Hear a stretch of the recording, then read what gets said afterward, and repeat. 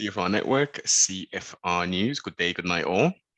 Thank yourself for tuning in to this broadcast, and most importantly, thank yourself for surviving the zombie apocalypse. Shalom, balance, paradise. Bonjour, hola, ni hao, and all of the universal greetings. Returning guest, Micah Dank, welcome back to the broadcast, sir. How are we today? Well, I'm well. Thank you for having me.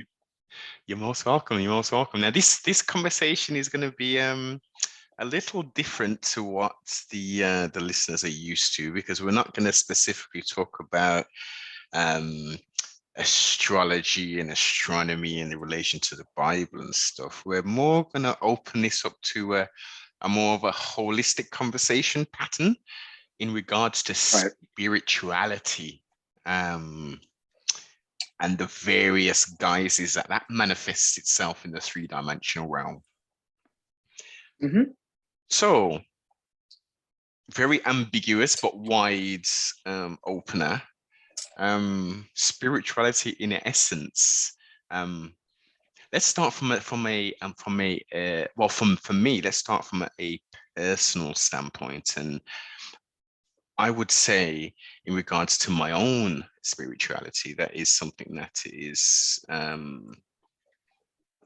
everyone knows, I despise labels, quote unquote. So I don't like to put myself in a box or so. But I think, just based upon my experience and my research, it's a never-ending search in regards to what the final sort of pieces of the puzzle looks like in regards to what your spiritual foundation, house, and everything else that makes that up.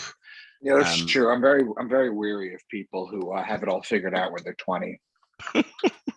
Well, think about it. When we were young back then, even before 20, we did think we knew it all, because, you know, things that had advanced since our parents' generation, etc., etc. So I get it. I don't mind 20-year-olds thinking they have the answer. What annoys me is when you get to 70 and you still think it's the same thing. Yes. Good points. Good points. Well, I tell you what, as I always do, righteous advocate. For some people, that spiritual point where they are and they have been since 20 is the right path for them. And that may be not in so much as we're talking about from a spiritual aspect, that may be just from a binding religion aspect. Now, that was all they needed, that particular individual, to see them through from 20 to 70. Correct. However, there is so much more out there that you're shutting yourself off from. I would agree. But at the same time, you have to be, it's like eating cakes. I love to bring this analogy. Yeah, your favorite cake, for instance, maybe ginger cake or, you know, a Victoria sponge. Now, that will taste wonderful, made by, you know, an adequate chef. And let's say that adequate chef happened to make a bit of an error and got a little bit of feces into that mix, unbeknownst to you. Now, you would ingest the whole of that thing unknowingly, not knowing what's in there, but having the power and the knowledge and the foreknowledge of, wait a minute, this is contaminated in essence. I am not going to eat anything. Let's wait for another serving. So it's important, definitely, to search, especially if you're stuck in a specific dogma / religion, but be wary of where you search. Right. I just learn about everything. I just reach out to everything, and I just combine all my knowledge and all my all my studying and all my understanding. I mean, I've studied the Bible for 30 years. I've studied the occult and esoteric for 20. And I've studied astrotheology for 10. I've been teaching it for 2. And I'm already all over the place in it. You know, it's kind of like, I can only imagine where I'm going to be in 10 years. Exactly. You know, when I'm constantly searching. But do you ever think you'll find a point where you get to the point where you're comfortable enough to have found what you're looking for? I don't think so. I think I'm too curious. Yeah. I think I'm too curious. My views are always changing. Like when I first started with astrotheology, I was dead set on the fact that this is it. This is what the Bible is. This is what the ancient texts are, because I've done the ancient texts too. Yes. That are outside of the Bible. But when it comes down to it, I realized that the Bible is actually so much more. It's actually made up of what's known as the seven sciences, which is metaphysical, anatomical, astrotheological. There's a few others too. And I just realized that I have just one little key that I focus in on very hard on. Yeah. But it's just a key. It's just one key. Mm-hmm. It just happens to be the oldest and the most prevalent in the Bible, but that doesn't make it the only thing. Very good points. Very good You know, points. I find that I find that religious people who take the Bible literally, are not open to things. And what I've come to realize lately is I feel like atheism is not so much an intellectual understanding or a school of thought, where atheism is the kind of place where people come to that conclusion and they're satisfied with it. Yeah. I feel like atheism is more of a reaction to how religious people are. I say that God is what the Bible says he is, his words and this and that. People are like, well, I don't believe in that. That doesn't mean God doesn't exist. It just means that the Bible isn't from God. The Bible isn't from God. The Bible was written by people. And I find that most atheists and most Satanists too, it's just a reaction to religious, which is just as equally unhealthy. That's a good point. I kind of came to that same conclusion myself, but I've never actually vocalized it in the same way that you have. You're definitely right. I mean, some people are very strict in regards to, like, so many of the people who are now atheists or who have turned to other, i.e. Satanism, etc., have generally come from a very strict Catholic or Baptist evangelic whatever background, and it's like, this is more of a rebellion. It's more of a rebellion. Yeah. But you will also have those specific people who are Satanists, and let's be very clear when we define terms. Satanism, for how it's being worked by Satanists, does not mean believe in a devil with a red pointy thing. Most Satanists don't believe that the Satan is even real. Satanism is making yourself into God. Exactly. Making yourself the primary of everything. That's what it is. So let's be very clear. That it's almost nihilistic. It's almost nihilistic in its approach. Well, it's damaging. The idea of when you're, they say that the first 30 years the first 20 years you're developing your ego, and then a wise man will spend the rest of his life trying to dissolve it. Satanism is just pure ego. Yes. There's no moving from it. That is the ritual and the driving factor for it's whatever the carnal needs and desires are, and the ego, which generally drives that element. That's what we're bringing forth. And you know what you'll find. What you'll find too is you'll find in the in Anton LaVey's 11 Satanic Tenements, you'll find that most of them make a lot more sense than the 10 Commandments. Now, the 10 Commandments, okay, you could see 3 of them in chapter 125, Book of the Dead, from the Egyptians, okay? But most of them, if not all of them, come from the 42 negative confessions of Mott, so from the Egyptian time. So the 10 Commandments isn't actually original. It's actually borrowed from the Egyptians, like most things are. And but when you put them up side by side, you'll find that the Satanist commandments are more humanist. It's almost, well, it's not almost, it is designed to fall in line with the current sort of societal norms and accepted behavior of sorts. Right. Like they tell you, like, do not touch someone unless they want you to. Do not, they have very moral human moral things. The problem with the Bible is it's made up of 7 sciences, and you know how deep I go into astrotheology. So you can Indeed. only imagine. Mm. You can only imagine people that wrote a book that have 7 layers to it. It's outrageous how, and I found it in the Old Testament. It's like in the old text too.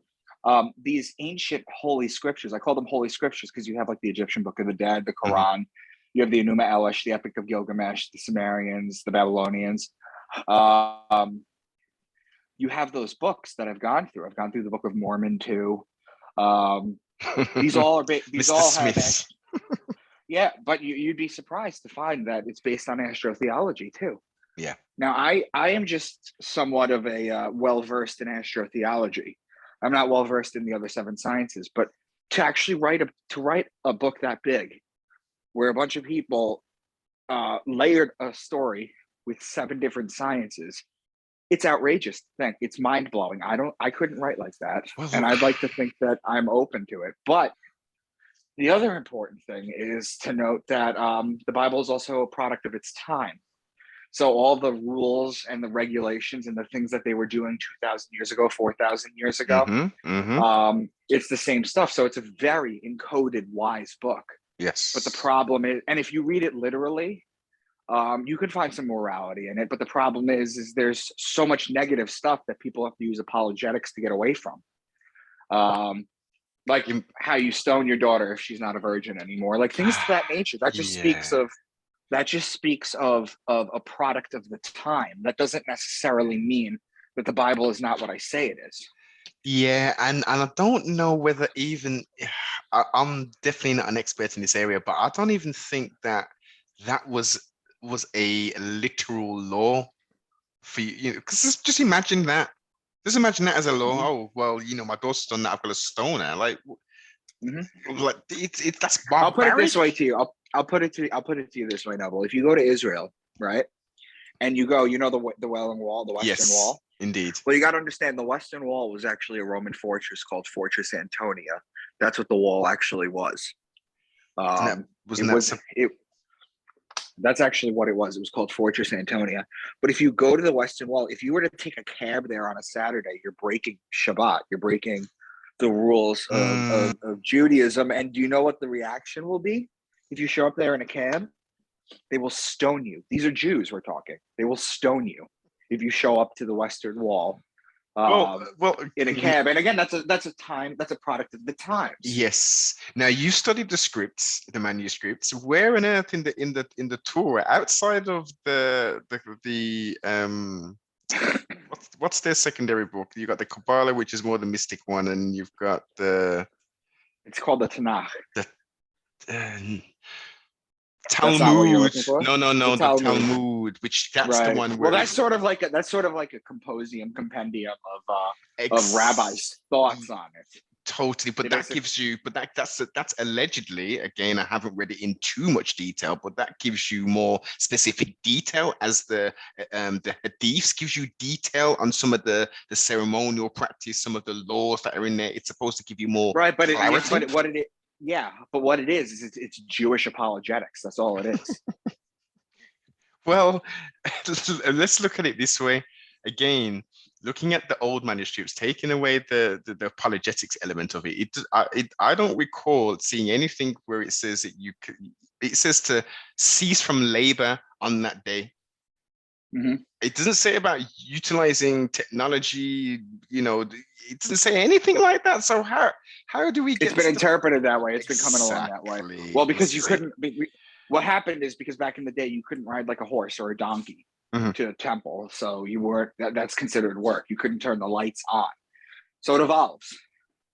The problem is this is kind of like I'll give you an example. Dante's Divine Comedy is an elegant, beautiful, metaphorical representation of the layers of hell. Okay? Yeah. But it was also written during the Dark Ages. Indeed. Okay? So when you're talking about things being written in the Dark Ages, or when it's a product of the time. I speak to my education and my upbringing. That's how I speak. I cannot speak more than that. I'm not a physicist, Mhm. so I can't go that deep into the mathematics of physics, even though I understand quantum physics. I can't go into the math because I can't think at that level because I'm not educated to that level. I Nobody understand. was educated back in the day. They just followed the rules and the laws, and Yeah. it was all borrowed from previous shit. Almost like a well, not even almost. It's a Chinese whispers of sorts with variations. Yeah, The borrowing of traditions, the borrowing of gods, and just renaming them throughout the empires and right, stuff. right. I mean, the Jews still worship on the Saturday or the Saturn day because their religion goes back to Saturnalia worship. You know, it's all there. All the information is there, and it's wise, brilliant information. The problem is most of what I call filler, where it's not something that you could decode. It's just storyline. Mhm. They write like they were educated. That's why when you read stories about Jesus, Jesus will say, and then he walked no further. No. Jesus will say something like, stand up and let me touch your eyes. And then the next phrase will be, and he touched his eyes and then he could see. That's just bad writing. That's how people wrote back then. That's not how you write now. That's just Well, bad writing. but also some of depending on where you're looking at, 100+ years had elapsed before the prophets had even you know Right.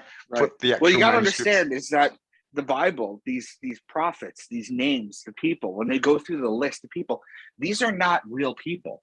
Okay, you wouldn't read Beowulf and be like, "Oh, I wonder, where Beowulf is buried." You wouldn't take the book stories as literal.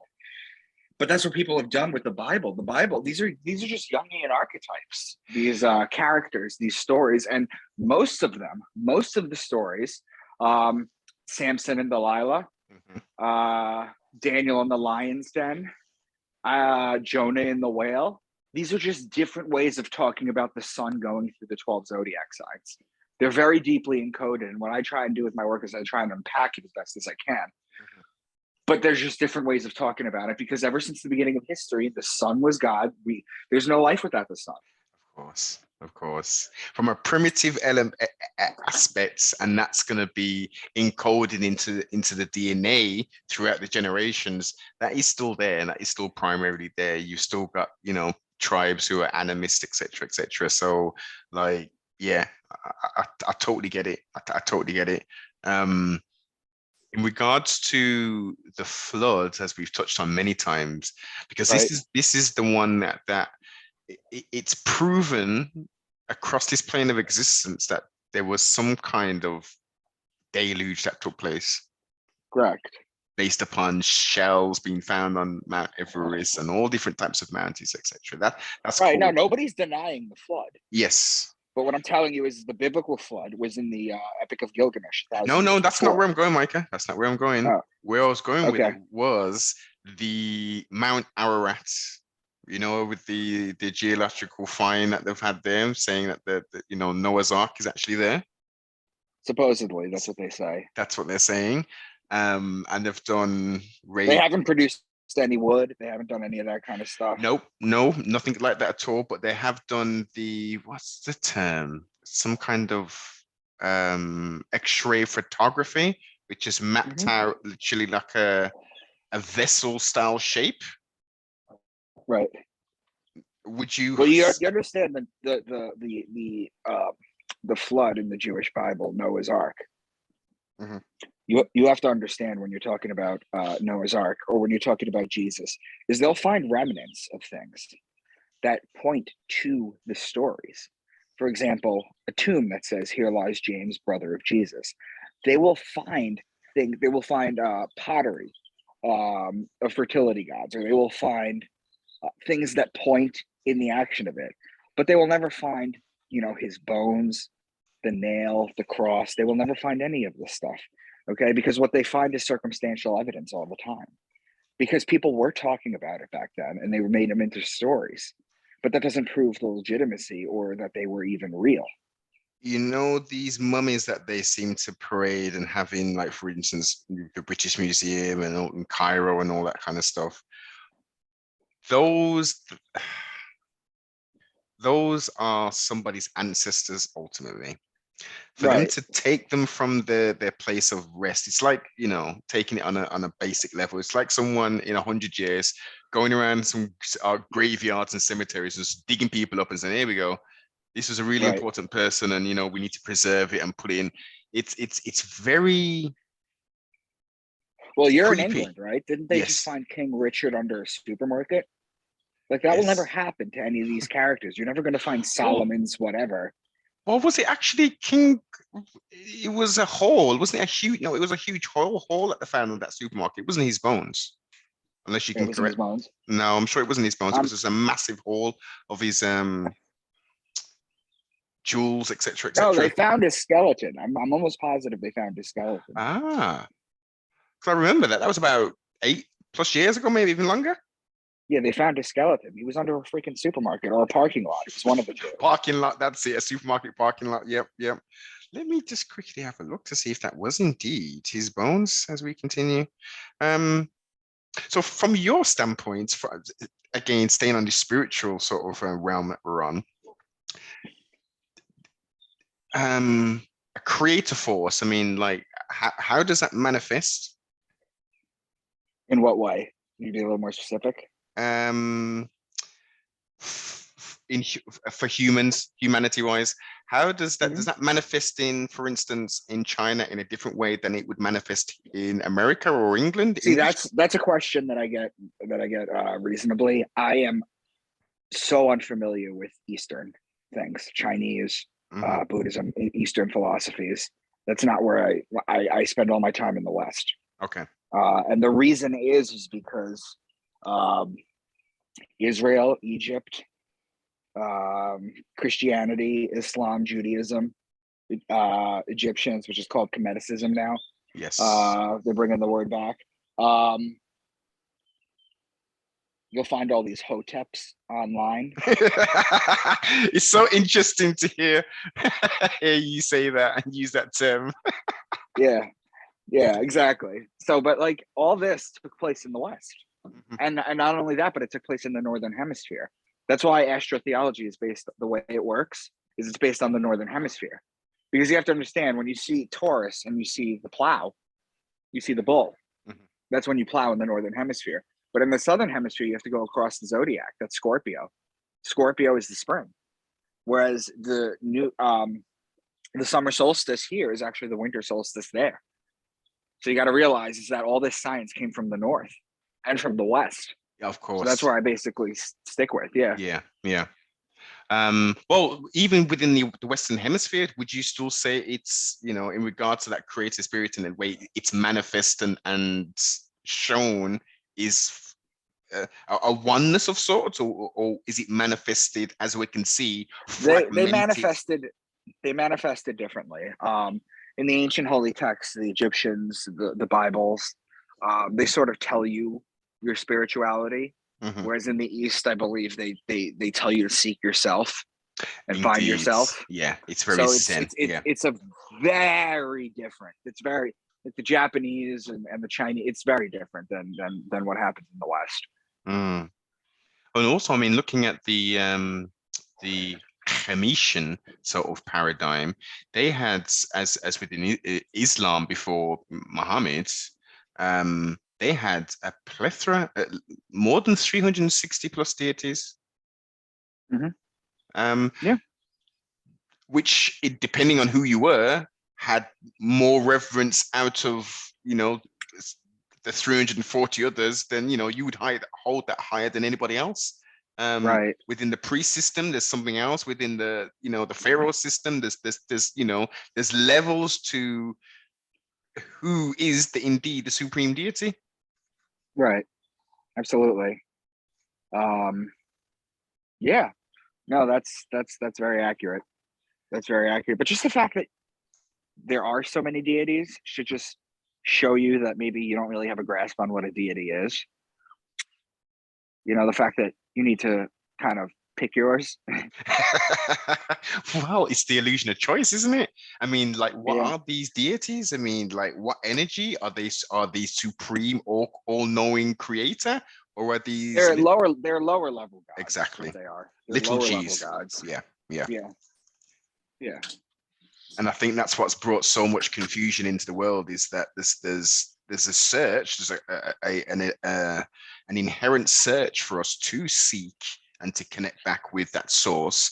But because of the, as per, let's use the biblical text, as per the fallen ones, the fallen angels who came down, and taught women how to, beautify themselves and pharmakeia, etc.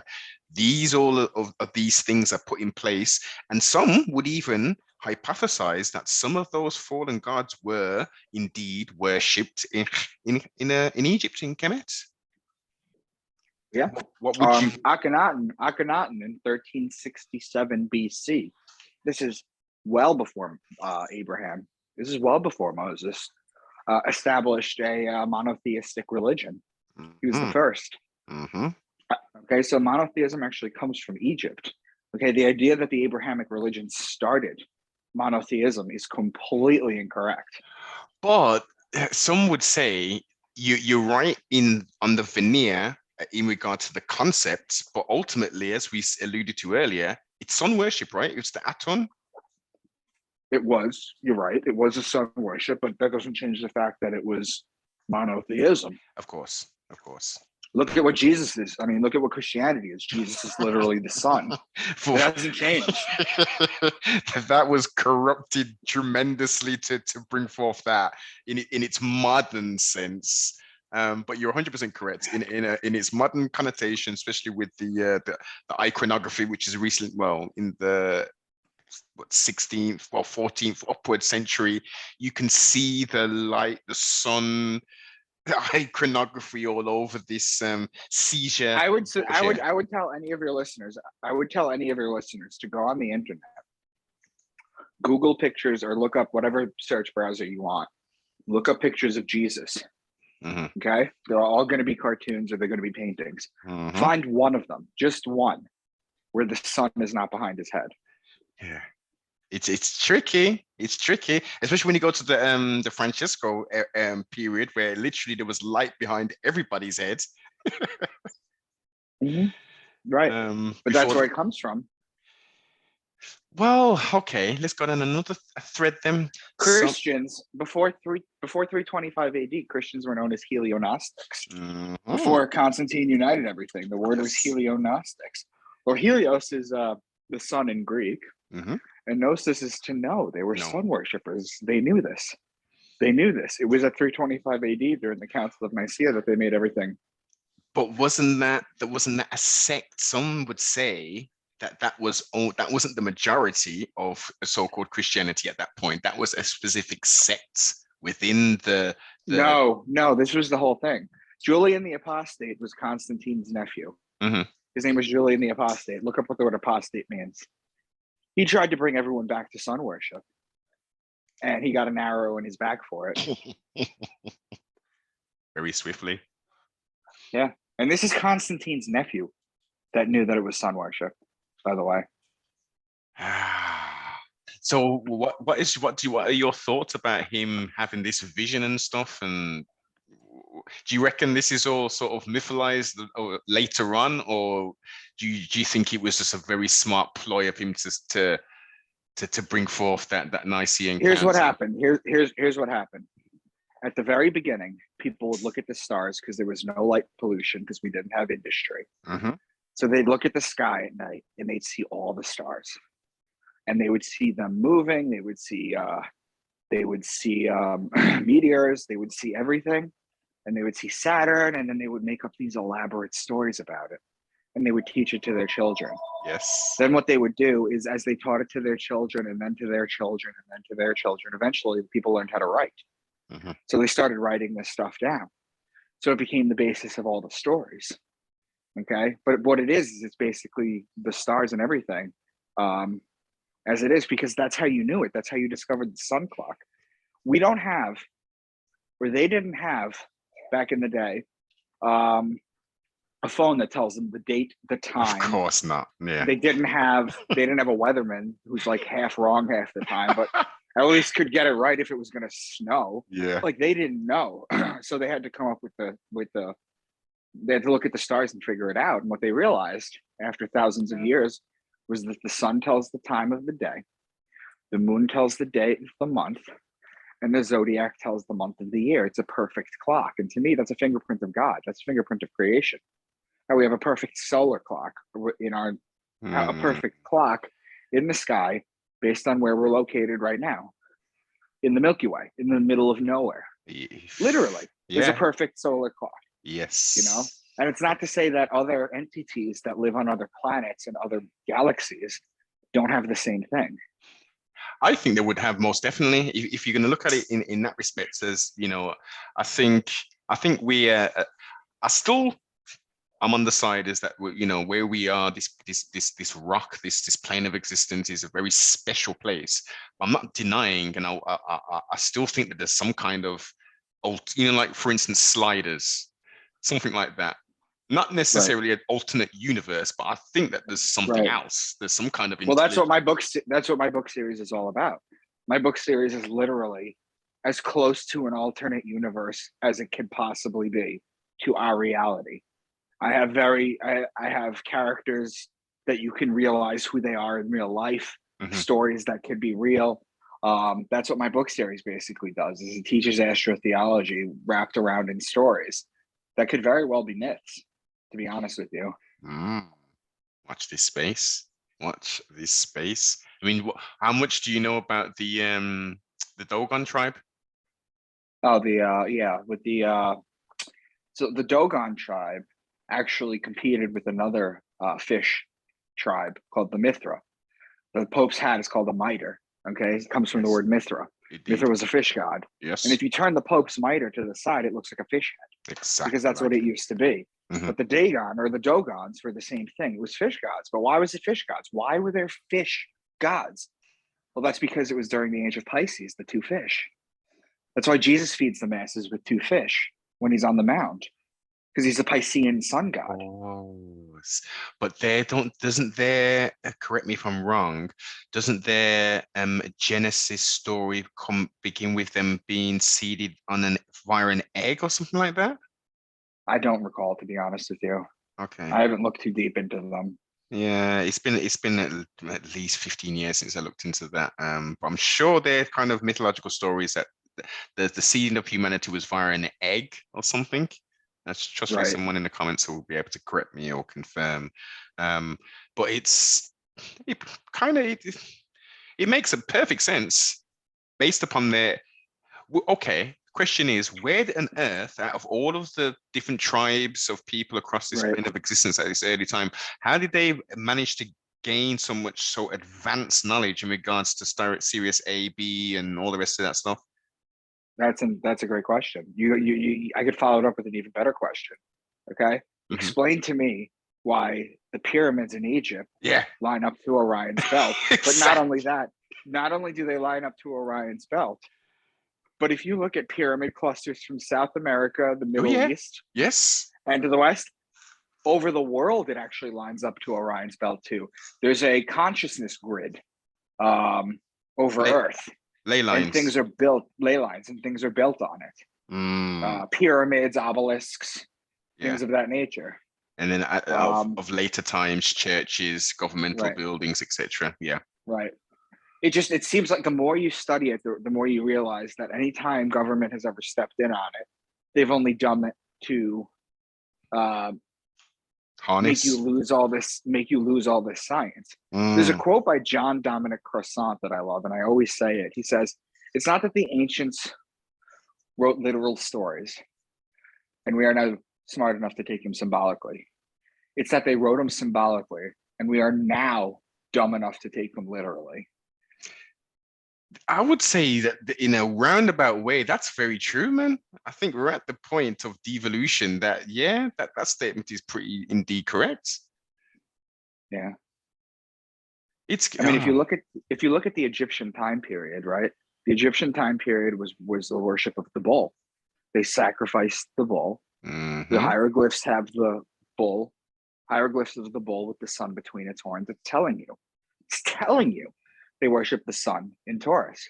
Now, the Egyptians fade after the age of Taurus, and the Jews come up. That's the age of Aries, the ram. That's why the Jews blow the ram's horn to the sky.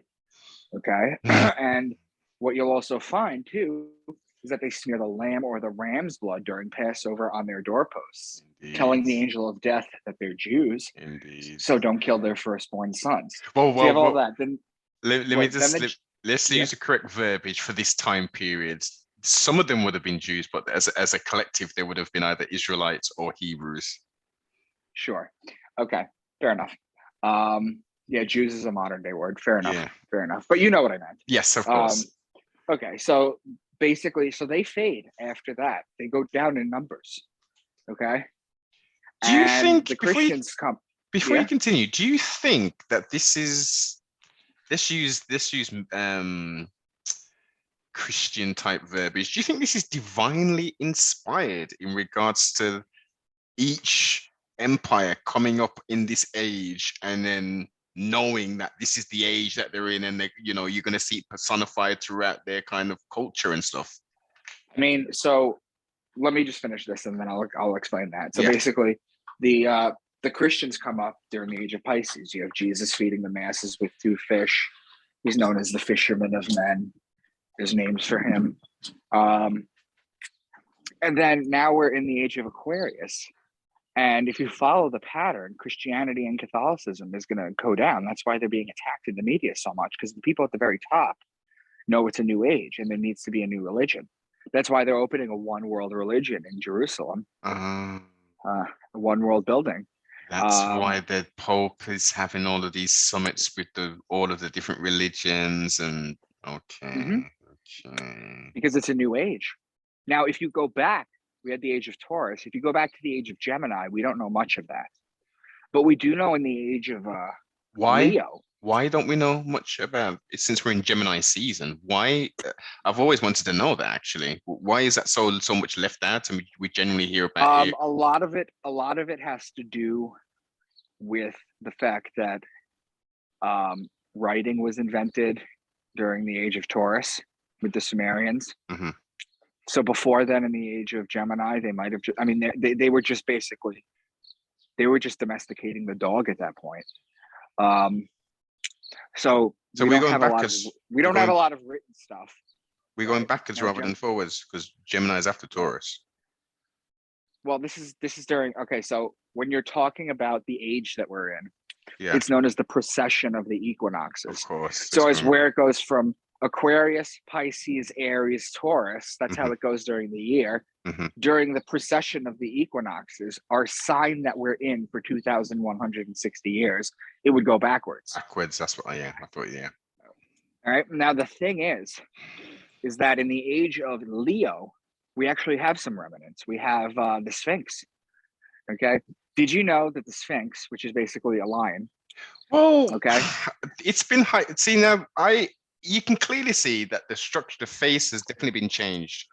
Right. Now, it's hypothesized that it was a lion because basically based upon the iconography of the glyphs, etc. But we can't be 100% sure. It's the same. I'll explain it to you. I'll give you 2 examples. Why? Okay. They're circumstantial, but they make complete sense.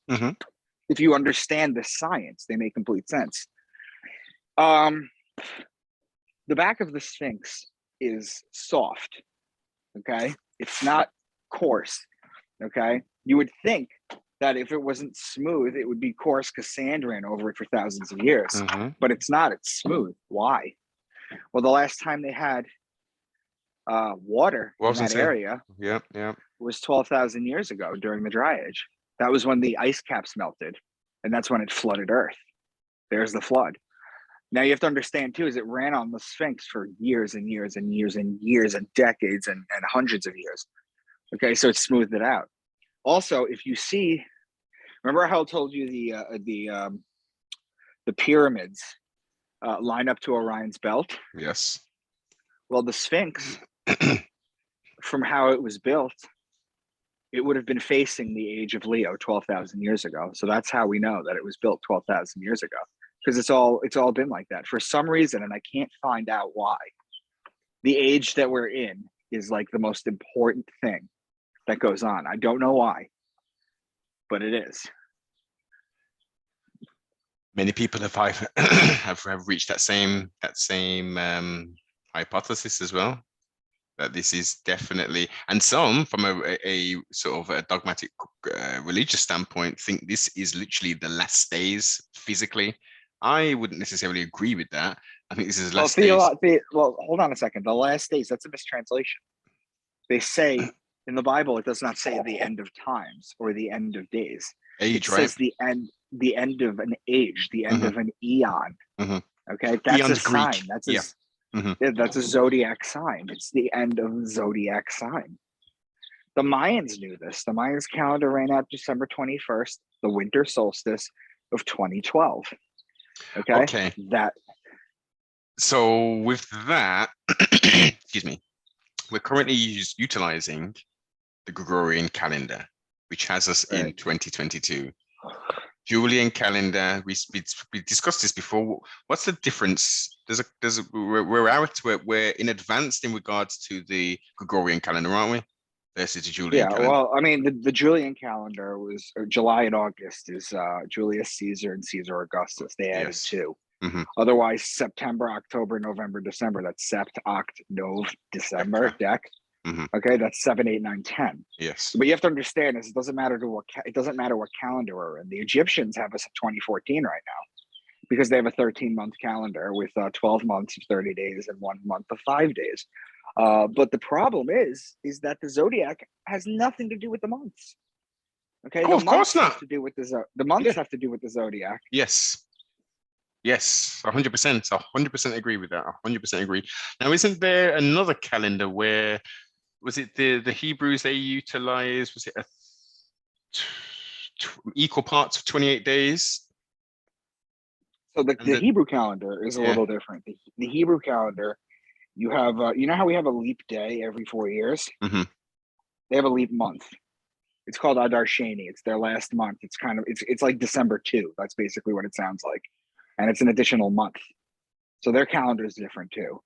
But they're in year 57, what is it, 83, 84, I don't even remember. But yeah, no, their calendar is there too. It's really interesting, man. I mean, when I first started finding out, I mean, like the calendars and it does have an effect on us. As you say, it doesn't relate necessarily to the heavenly bodies and stuff, but in regards to our concept of time and how we do things, it messes us up totally. When that was done, when it changed from the Julian to the Gregorian calendar, they was on, like, for instance, I think it was the 16th. And then when they woke up the next day, it was like the 21st. The 25th, yeah. Yeah. 25th, yeah. She was like, come on, like, they're really having a way with us. And that's just humanity. That's just humanity trying to put a timestamp on. The time only works in one direction in this dimension, but as you enter higher dimensions, time becomes more fluid. Mm-hmm. You can go back, you can go forward. It's different. There's only one eternal moment. Okay, everything, past, present, and future happens simultaneously. We just experience it. We would go insane. We wouldn't be able to function. We only experience it going one direction because that's how it was created to be.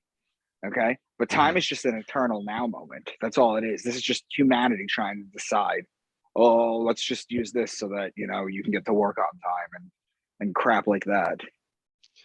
But also, if you put your tinfoil hat on, if we go back to when, we had like mechanical clocks, now we generally don't have mechanical clocks. We have digital clocks, which automatically updates. And many people, and like, for instance, the older you get, you think, flipping hell, I can't do the things I was able to do in the time span that we've got. It's not that there's more cars on the road, which there obviously are, and there's more people of sorts, but like, why can't I do the things that I'm doing? Why am I always tired? And then again, people hypothesize that, look, with all these digital clocks, no one has like mechanical clocks anymore. They are literally stealing time from us. We're supposed to have 24 hours a day, but do we really? Or are we just waking up when the clock says to wake up? That's interesting. Well, that's why everything is based on the meridian. And I think it's Greenwich time. Greenwich time. Yes, indeed. Yes, indeed. Now, why on earth would it be Greenwich Meridian time for the whole? I have no idea. I have no idea why it's set that way. It's interesting. This is what I mean. It's so fun to just be asking these questions. Why? You could be on a little 15, 20, 30 minute sort of rabbit hole, understanding, understanding, and overstanding. Oh, that's why they've done it. That's why the UK is the standard for time, etc. Okay, what year was that done? What it's interesting, man. It's interesting. The Mhm. fun facts, fun facts. Right. So in your evolving consciousness of sorts, as you said, you kind of where you currently are, you're borrowing from, in essence, you're eating the meat and you're spitting the bones out via the use of multiple different manuscripts, right? Right. Is there any particular manuscript that you lean more heavy on or you have more affinity with? I think the best work I've done so far is on the Book of Matthew, but that Okay. doesn't make it more important than anything else. That just means that I've decoded it better than anything else. It's the same stuff. Yeah, If you've ever heard me speak about the 12 signs of and what they course. all mean Hmm. and the keywords in each sign and then use that cipher to decode, I could take any book and do it. Now, you said you've done it with like some like literary books, just like normal like fictionary books. Not really fictionary books, but the Epic of Gilgamesh, the Code of Hammurabi, the Egyptian Book of the Dead, the Yeah. Quran, the Enuma Elish. These are Egyptian books. These are Babylonian Sumerian books. Hmm. Okay, and it's still based on astrotheology. Hmm. It's got to make you think, do you still want to remain in the box or do you want to seek and, test what you believe to hold, to know or think to know to be true, and stay in that little world, or to test it and say, actually, you know what? No, I was a little bit incorrect here. Maybe I need to look at these.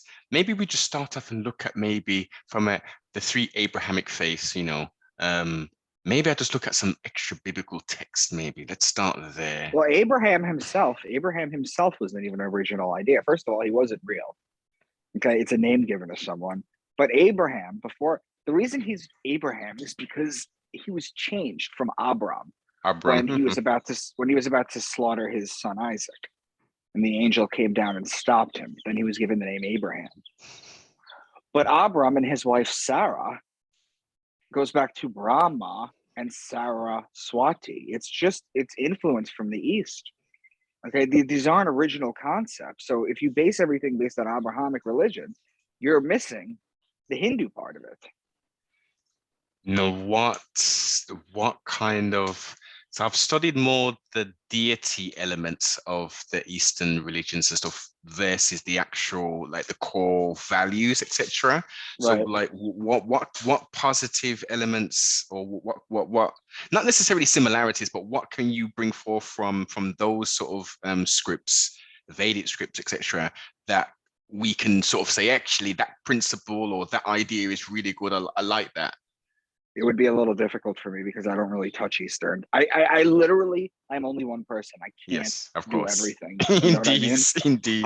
Yeah. I've gotten really, really, really good at one thing, Hmm. and I'm just trying to cast a wide net with it. Of course. Of You know, course. and maybe one day I'll start to work on it, but Yeah. I get it not for though. now. I have heard it. I have heard that, and in regards to the names, it sounds very similar. I mean, there is talk of the missing years of Jesus, aka Yeshua Hamashiach, and they say that he traveled to the east and in made an influence over there, etc. Um, Well, that's just nonsense. Number one, Jesus didn't exist. But number two, he disappeared at 12 and came back at 30. Do you know why? Explain. People have always tried to answer that question. You know that, right? Oh, of course. Yeah. It's very simple. It's very simple. What happens to a young Jewish boy when they turn 12? That, I can't remember the ceremony, but it's the name of the ceremony, but it's It's a the bar man. mitzvah. That's it, the bar mitzvah. Yeah, yeah. It's a bar mitzvah. He becomes a man. Coming of So then age. he Yeah, could, so then he goes to study. Okay. And he comes back at 30. Well, why 30? Why specifically 30? Well, you'd have to understand the astrology and the previous sciences before it. Okay. hmm You'd have to understand that Judaism was based on Saturn worship. Okay, it was based on the Saturnalia cult.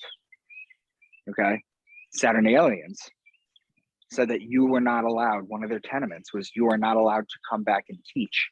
Not come back, but you are not allowed to teach a subject until Saturn has returned to its place when you were born. You know how long that takes? Whoa. What for? 30 years. That's why he comes back at 30. He leaves at 12 and comes back at 30. It's very simple. I've never heard that explanation before. You dropped a little jewel there, another jewel for us, Senor. I like that. I'm gonna have to look into that. I'm gonna definitely look into that. Yeah, so very simple. It's a very simple explanation. It's Occam's razor, really. The simplest explanation is the best. But he didn't exist. He's the Piscean solar deity. He's an anthropomorphized astrotheological allegory of the sun going through the 12 zodiac signs. He didn't exist. And so, okay, this is slightly staying on the same vein. So none of the, based upon your research, none of the characters within these manuscripts actually existed. These are just... Never said that. I never said none of them do. For example, Pontius Pilate, we know existed. No, there are characters that... It's basically like what I do. It's writing a story based on the time. Mm-hmm. These characters, they don't exist. Some of them might be based on people. You ever see based on a true story before you watch a movie?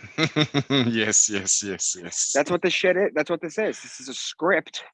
This is a movie script that isn't exactly what happened. That doesn't have all the right people in it. Maybe some names were changed, this and that. But that's basically what the Bible is. And it was basically an elaboration of the zodiac story, and then layering these other elements onto it. What do you think the purpose of doing that? Just to pass the knowledge down through the generations? Yes, because people used to read this symbolically. You have to remember, at 325 AD, they made literal Christianity what it was. There's a church in Israel in a town called Megiddo. It's where we get the word Armageddon from. It's where the end of the world is supposed to happen, the battle, where Jesus comes down and fights everyone. It's in a town called Megiddo. There's a church there from the 3rd century. So it's in the 200s, right? It was under another church. Okay. Some guy basically walked through it and put his foot through the floor. And when they looked under it, they found another church. So they excavated this thing. There's a giant mosaic in the middle of the floor. This is from the 200s. Oh, this is before the Council of Nicaea. Yes. Do you know what the mosaic is? Isn't it a fish or something like that? It's the two fish, the fish of Pisces. Yes, I remember. I watched a documentary on that. Yes. So anything before 325 AD, they were not taking it literally.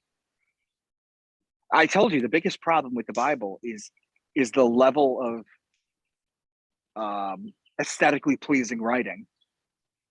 Because they'll be like, and Jesus said you will not go further. And the next sentence will be, and then he dropped dead. It's not good writing. But it's writing from thousands of years ago.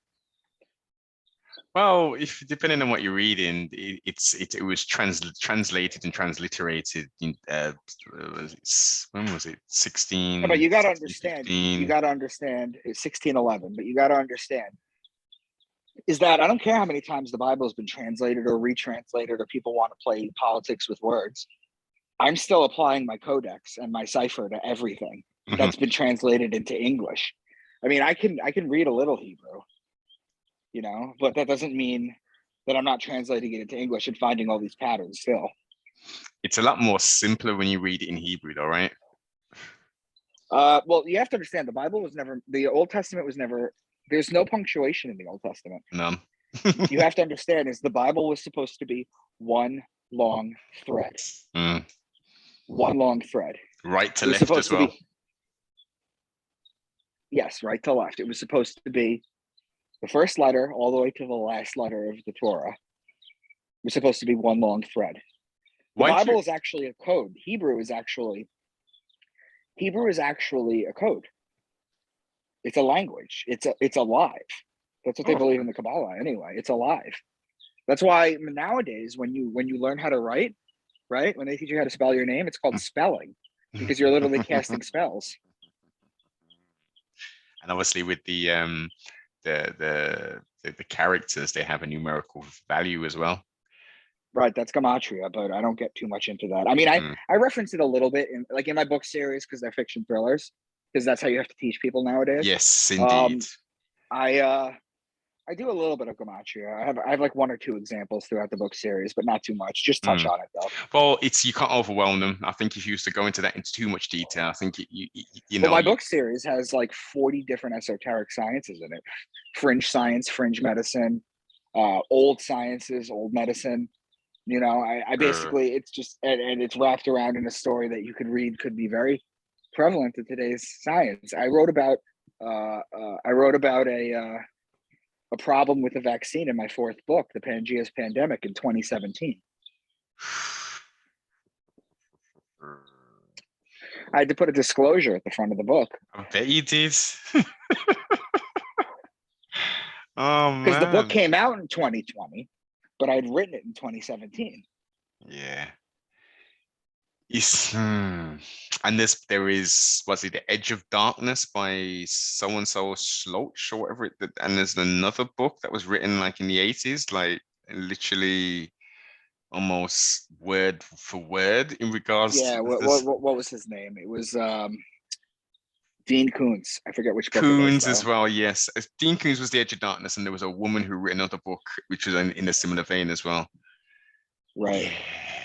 Interesting times. Micah, another interesting conversation. Please throw your social medias out. I'll make sure I put a link below to your. Is there an update to your book on Amazon? Is that the best way? My seventh book comes out in 3 weeks.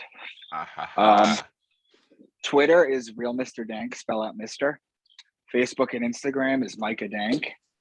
I have a YouTube channel, Micah Dank. Just look my name up, and it's a channel. I have all my work in there, and that's pretty much about it.